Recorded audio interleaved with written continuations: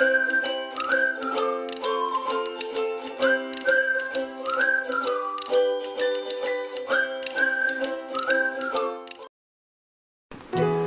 Everyone, welcome back to my channel Mousumi's life.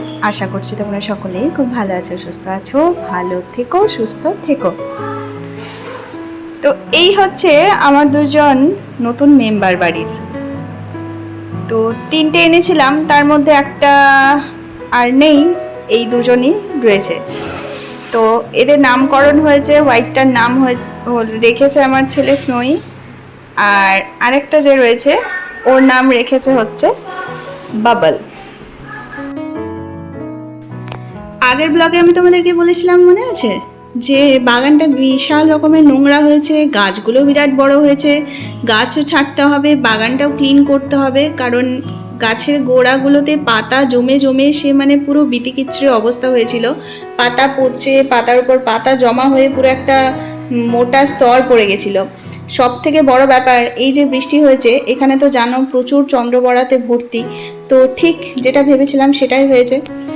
সেদিন জানালা খুলেই দেখছি সবেদা গাছের গোড়াটাতে একটা কি যেন একটা নড়ে উঠলো। জানালাটা খুলেই আমি একটা মানে ফিল করলাম।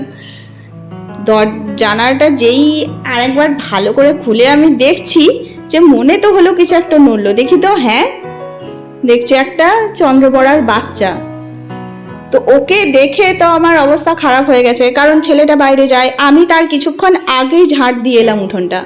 তো দেখে আমার ভয় অবস্থা খারাপ। তো যাই হোক, হাজব্যান্ডকে বললাম যে ইমিডিয়েট এটাকে পরিষ্কার করার ব্যবস্থা করো। তো যাই হোক, বড় বড় ডাল যেগুলোতে জামরুল ধরেনি, সবেদা ধরেনি, সেই ডালগুলো ছেটে দেওয়া হলো লোক ডেকে, আর বাগানটা পুরো ভালো করে পরিষ্কার করা হলো। আর সাপ বের করা, সে তো আবার আরেক গল্প।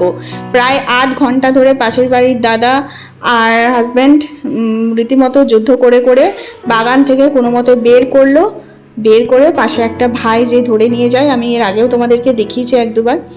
তো সেই ভাই আবার হাজব্যান্ডের সাথে নিয়ে গিয়ে একটা জারে ওকে ভরে নিয়ে দূরে কোথাও ছেড়ে দিয়ে এসছে, জঙ্গল এলাকায়।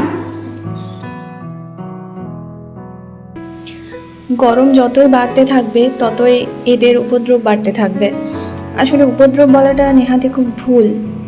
অ্যাকচুয়ালি আমরাই কিন্তু এদের জায়গাতে বাস করছি, তাই না?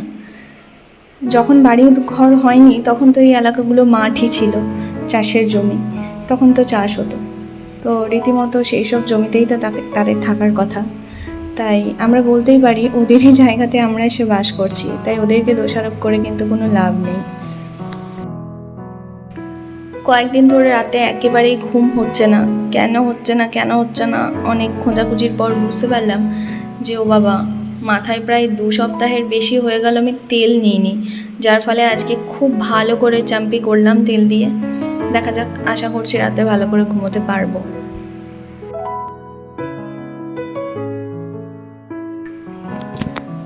আজ এই আমটা কিনলাম, এখানে যে সবজিওয়ালা দাদা আসে তার কাছ থেকে। আমটা বেশ ফ্রেশ। তো আমটার আজকে করব চাটনি। ওইকে ভাত বসিয়ে দিয়েছি, এদিকে করছি একটা সবজি। আমার বাড়িতে মোটামুটি যা বেঁচে কুচে ছিল সেই সব কিছু দিয়ে একটা মিক্স বড়ি দিয়ে সবজি করছি। এই সবজিটা খেতে এত সুন্দর হয় যে কি বলবো।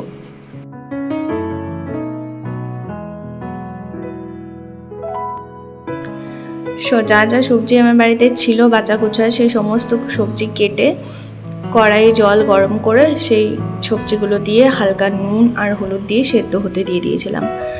তারপর যখন সেগুলো সেদ্ধ হয়ে যায় আর কি, সেদ্ধ হওয়ার পরে পেঁয়াজ কুচি, শুকনো লঙ্কা, বড়ি আর 5 ফোড়ন দিয়ে সেটাকে ছকে দেওয়া, বাস। এটা এত সুন্দর খেতে লাগে যে কি বলবো। সিম্পল, তেলও কম লাগে আর ভীষণ পুষ্টিকর।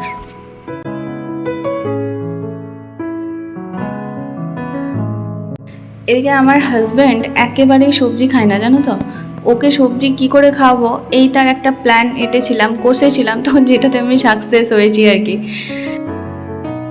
তা আমরা যারা গৃহিণীরা, তাদের মনে হয় না বলো তো, যে আমরা খাই বা না খাই, সন্তান স্বামী এরা যেন খাক, এরা যেন, আমি পুষ্টিকর খাদ্য খাচ্ছি বা না খাচ্ছি, ওদেরকে খাওয়ানোর চিন্তাটা যেন আমাদের বেশি মনে হয়। তো ঠিক ওই রকমভাবেই ওদেরকে কিভাবে খাওয়াবো সেই ভাবনা চিন্তা করতে করতে ইউনিক আইডিয়াগুলো বেরিয়েও যায়। তো এই হচ্ছে সবজি সেদ্ধটা, এবার ছকে দেবো।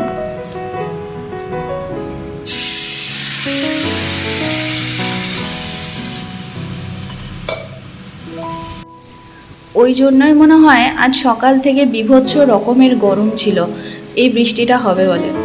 তো দারুণ রকমের বৃষ্টি নামিয়েছে, হয়েও গেল প্রায় 10 মিনিটের মতো বৃষ্টি জোরে হয়ে গেল। তারপরে আমি জানালাগুলো খুলতে পারলাম, কারণ বৃষ্টি হলে জানালা কিছুতেই খোলা যায় না, এত পরিমাণে মানে ঝিটগুলো ঢুকে পুরো ভিজে যায় চারিদিকে। তো তার জন্য বৃষ্টিটা একটু কমার পর দেখো জানালাগুলো খুললাম। মানে কি বলবো, বীভৎস রকমের গরম ছিল। তারপর বিদ্যুৎও চমকাচ্ছে মারাত্মক। তো এই আর কি, খুব ভয়ে ভয়ে ভিডিওটা করছিলাম, তার মধ্যেই দুবার বিদ্যুৎ চমকালো।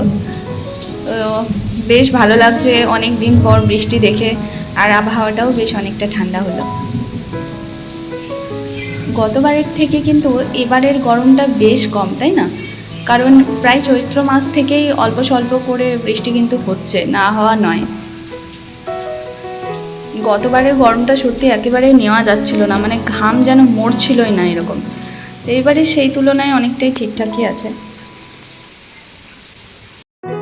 গ্রীষ্মের ছুটি আর ছুটির মজা আর রইল না। বাপরে বাপ, ওয়ার্কশিটের কাজ দিয়েছে, ড্রয়িং দিয়েছে, প্লাস গুচ্ছেক প্রজেক্টের কাজ, মানে প্রায় 6টা সাবজেক্টের প্রজেক্টের কাজ দিয়েছে।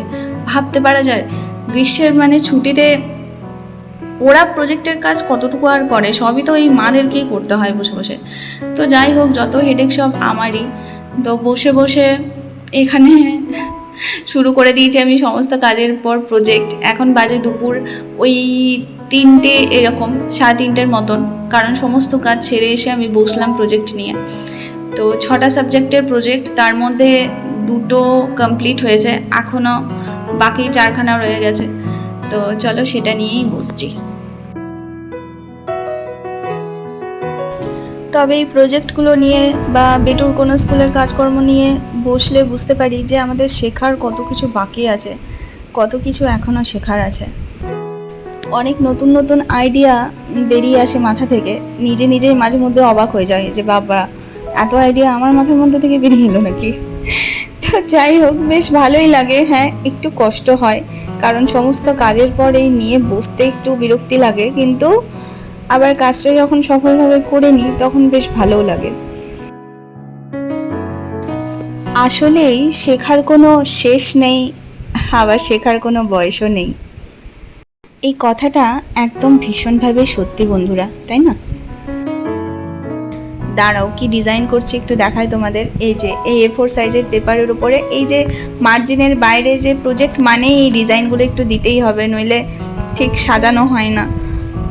তো এই ডিজাইনগুলো এরকমভাবে দিচ্ছি, এগুলো খুব ধৈর্যের কাজ, মাথা থেকে বেরও করতে হচ্ছে। তো এই টুকটাক করে চলছে আর কি।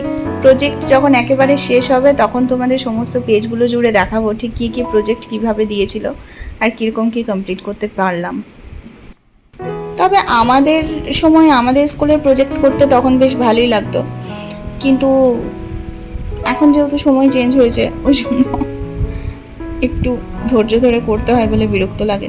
তো যাই হোক, এই পেজটা কোনোভাবে কোনো রকমে কমপ্লিট করে নেক্সট পেজ নিয়ে বসলাম।